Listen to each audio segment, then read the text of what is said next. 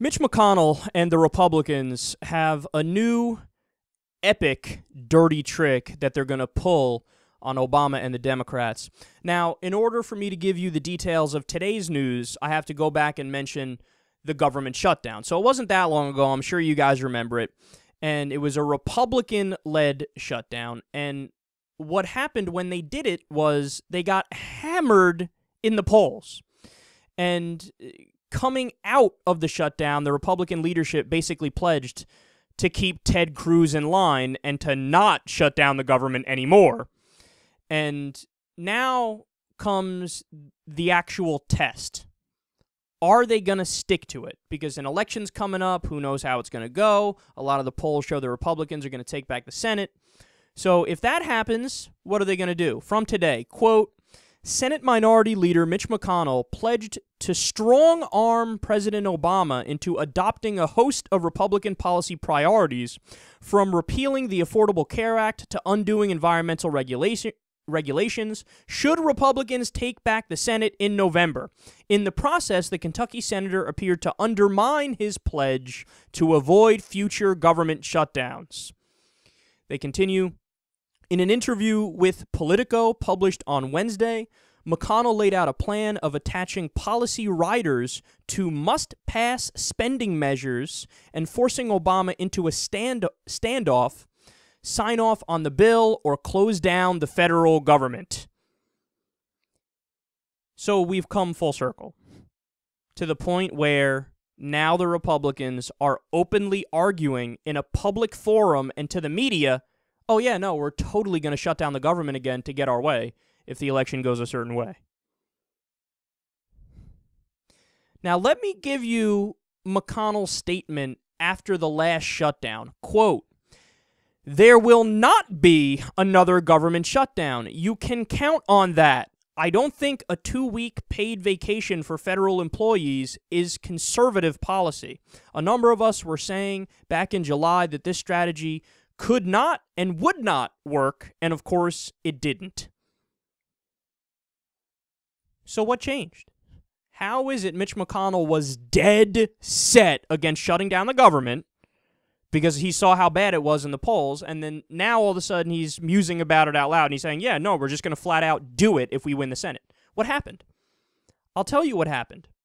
The Democrats suck donkey nuts. Look, you have to understand something, and you could go back and look at the SecularTalk videos during that time frame, okay? We were discussing a permanent Democratic majority at the time. Now, why? Because the act of shutting down the government was so tremendously unpopular that the Republicans and the Tea Party and even the specific congressmen, they had record lows because of the government shutdown. Okay, whether we're talking about senators or representatives or whoever. Ted Cruz, record low approval rating. John Boehner, record low. Mitch McConnell, record low. Eric Cantor at the time when he was there, record low. Okay, the Republican Party overall, record low. Congress had a 9% approval rate. Single digits. They got to single digits during the shutdown. And look, everybody knew that it was the Republicans who shut down the government because the media had to cover it because it was so in your face with Ted Cruz's fake filibuster, where he spoke forever, and then the Republicans, it was clear that they shut it down because Harry Reid and the Democrats were like, look, we don't want it to shut down. They shut it down already, so they're the problem. And then it reflected it in the polls. Now, Obama, he wasn't popular either. The Democrats weren't popular either during that time frame, but they were much more popular than the Republicans because the Republicans did the shutdown. So how have the Republicans come full circle to the point where now they're arguing to do it again? Because the Democrats didn't smack them over the head with it. Like I said at the time, if I were the Democrats, I would never have shut up until the election about the fact that the Republicans shut down the government. I wouldn't have gotten through a sentence without saying, oh, by the way, do you guys remember when these lunatics shut down the government to try to repeal Obamacare? When they already failed at it 49 times? I would say that until the fucking cows come home. I would repeat it to the point where even on Fox News they would have to talk about it. Okay? And what did the Democrats do? Classic Democratic move. You look at the polls once, you say, oh, we won on that issue. The public doesn't like the shutdown and they're mad at the Republicans. Okay, I guess we're done. And then what happened? As time went by, people just forgot about it more, to the point where now the Republicans are like, yeah, we'll do it again. Because we only take a temporary dip in the polls. The Democrats don't know how to hammer us and keep the poll numbers down.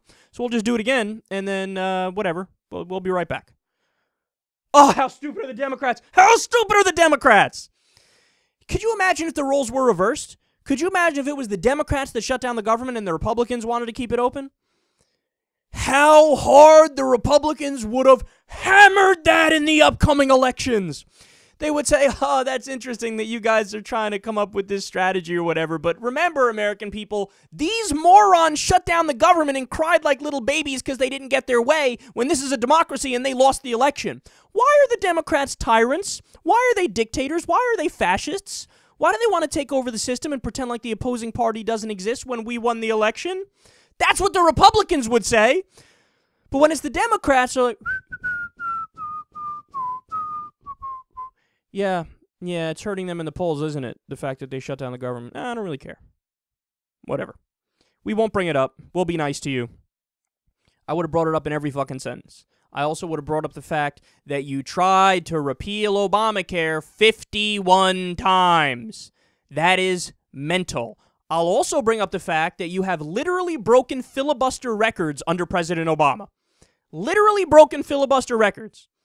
I'll bring that up and say, look, they are the problem. It is proven. It is right here. Then I would also bring up how, according to the polls, the American people agree with us.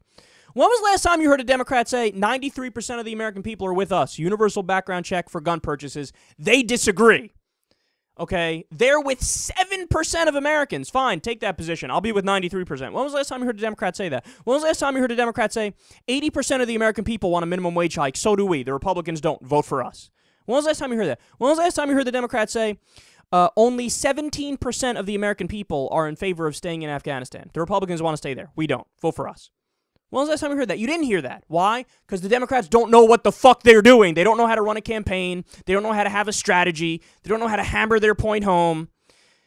They just calm down and relax when they do something good. Instead of, think about what the Republicans do when they do something good, which they never do, or even when they do something bad, they brag about their bad action and they spin it as if it's a positive. When the Democrats do something good, they don't even brag. And then if they do something bad, oh my God, they run for the hills. So the Republicans brag no matter what. The Democrats never brag. The Republicans hammer the Democrats no matter what. The Democrats never hammer the Republicans, even when they shut down the government and have a 9% approval rating and they're on the fucking ropes. Well, guess what, Democrats? You reap what you sow. And because you're so stupid with electoral strategy, maybe you deserve to lose this election and get a wake-up call.